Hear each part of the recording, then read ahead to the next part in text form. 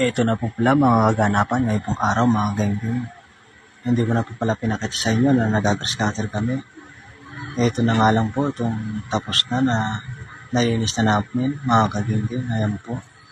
Siya nga po pala mga kaganggeng. Ayan po ang dahil pong sili mga kaganggeng.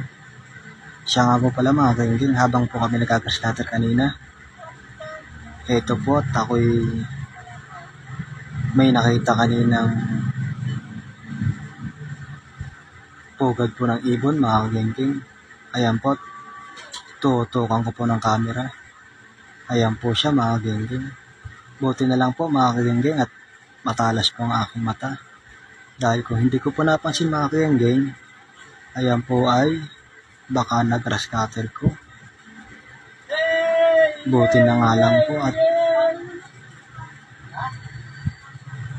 napansin ko kagad. Dahil kung hindi ko po napansin, sa talas po ng talim ng grass cutter, baka po yan ay nagkadurog-durog mga kaganggeng.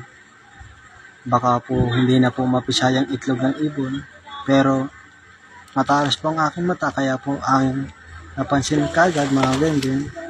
Ayan po, mapipisa pa naman po yan mga kaganggeng. Ayan po ang tatlong itlog mga kaganggeng. Ayan po siya.